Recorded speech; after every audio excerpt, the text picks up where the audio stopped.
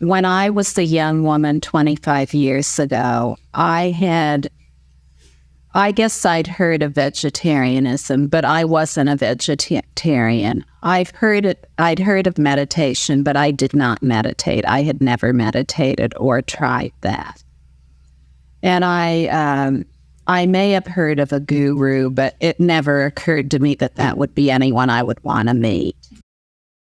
And, I may have read something that was non-dual, but it wasn't anything that I really wanted to explore or think about. What I did know in my own experience was that there was a ground of love in everything and an indivisibility. And I had known that since I was a child. So I didn't need any scientific explanations or philosophy books or anything like that. And my life was really ordinary in a lot of ways. I was young, I wanted to succeed. I wanted to do good works, and I wanted to have a nice lifestyle and all of those sorts of things. And I did well at that, but I never felt that I did well enough, no matter how well I did. And I did quite well. I was named one of the outstanding young women in America, so that's how well I did. But even doing that well, I didn't feel I had done well enough. And so, I felt that there was something very wrong with that. But I didn't feel that there was something wrong with me. Do you see what I mean? I knew that the question was beyond that. And so I entered a period of time where I felt really overwhelmed by everything that was going on within me. My circumstances, all the choices I'd made, everything I'd been thinking, the way I tried to sort things out intellectually and emotionally, none of it just seemed to be leading anywhere. And I was young, so that was scary. That was really scary that all these frameworks of reality that I'd put together weren't providing any well-being whatsoever.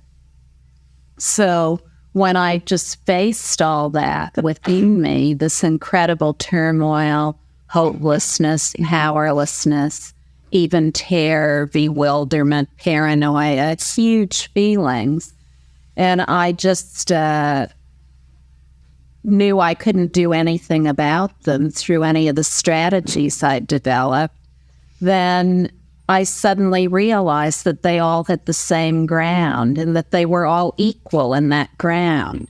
So whether it was success or failure or looking good or looking bad or being the best or being the worst, that it was all absolutely equal, no matter what the description was. So that, for me, was that entire shift in perception, the opening up or refinement of my perception to seeing everything as indivisible, completely indivisible. So then, from that vantage, things like doing anything to achieve something looked totally absurd, like being a vegetarian in order to achieve refined perception. It just doesn't matter. It really doesn't matter.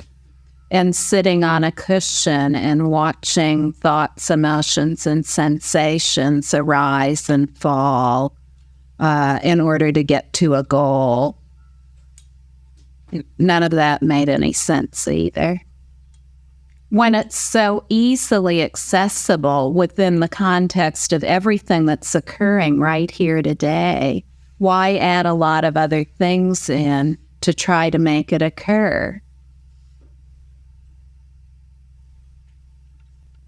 So in that sense, it's all equal. But in the moment that you try to decide that things aren't equal, that some things are better than others, then that's complete falling out of wisdom.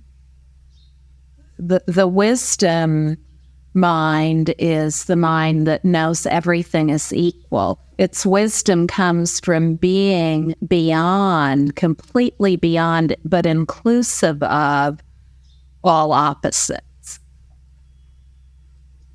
Wisdom itself is a ground of complete equality and evenness with no need to bifurcate, to divide, to split.